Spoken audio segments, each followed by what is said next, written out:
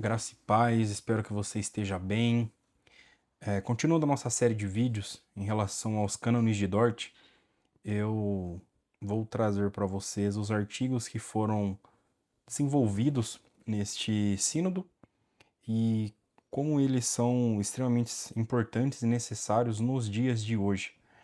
Nós vemos que existe muito do evangelho diluído e falsamente representado como sendo um evangelho genuíno. E as Escrituras nos chamam sempre a segui-las como primordialmente sendo a nossa regra de fé e prática e também o nosso local de consulta diante daquilo que é propagado tanto nos púlpitos, tanto nas redes sociais e em tantos lugares que nós vemos hoje, né? Bom, o primeiro capítulo da doutrina, ele vai tratar sobre a divina eleição e reprovação. O artigo 1, o título diz o seguinte: Toda a humanidade é condenável perante Deus. Todos os homens pecaram em Adão, estão debaixo da maldição de Deus e são condenados à morte eterna. Por isso, ninguém teria sido injustiçado se ele tivesse resolvido deixar toda a raça humana no pecado e sob a maldição e decidido condená-la por causa do seu pecado. De acordo com as palavras do apóstolo, para que se cale toda a boca e todo mundo seja culpável perante Deus, pois todos pecaram e carecem da glória de Deus. E o salário do pecado é a morte. Aqui é Romanos 3, 19 e 23 e Romanos 6, 23. Aqui nada mais é do que a explanação bíblica sobre a depravação em que se encontra o homem após a queda. Todos os homens pecaram em Adão, como Adão sendo um representante federativo da raça humana. Hoje, todas as pessoas que vêm à existência são pecadoras desde o seu nascimento. E é interessante que aqui é uma defesa muito bíblica, que não precisa nem de muita argumentação do estado real da humanidade sem Cristo Jesus. O artigo 2. O envio do Filho de Deus. Mas nisto se manifestou o amor de Deus em nós, em haver Deus enviado o seu Filho unigênito ao mundo, para que todo que nele crê não pereça, mas tenha vida eterna.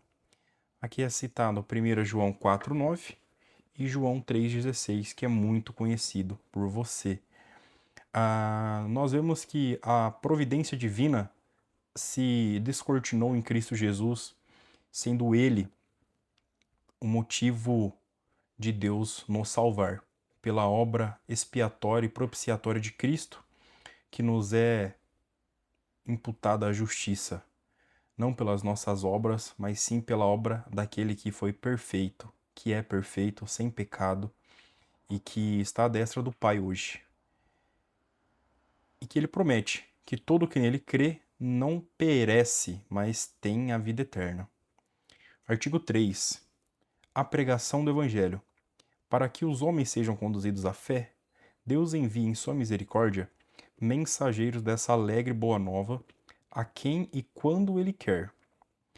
Pelo ministério deles, os homens são chamados ao arrependimento e à fé no Cristo crucificado.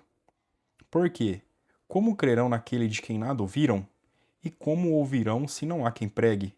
E como pregarão se não forem enviados? Aqui é citado Romanos 10, 14 e 15.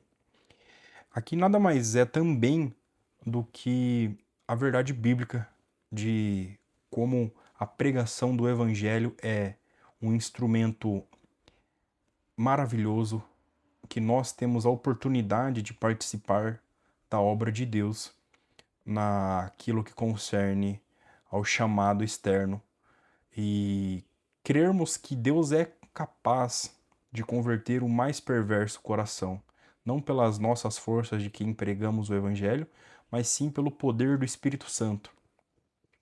Porque o Evangelho nos retrata isso, né? De que aqueles que ouvem a voz de Deus e que são as suas ovelhas irão até a Ele. e que desses nenhum deles se perderá.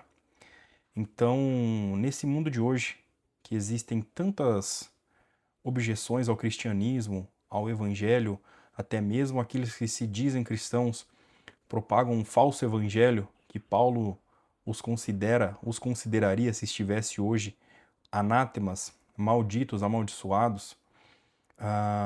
Nós temos que nos apegar a essas verdades bíblicas e sabermos que Deus é soberano sobre todas as coisas. E ainda que o homem tente ir contra a sua soberania, ele jamais será capaz de usurpá-la. Meu irmão, minha irmã, espero que esse vídeo tenha te agregado, que você tenha gostado. Se você gostou, curta, comente, compartilhe, reposte se você achar interessante. E vamos continuar falando sobre as boas novas do Evangelho de Jesus e prosseguir com aquilo que Deus quer em nós. Desejo que Ele te abençoe e que você continue a sua jornada.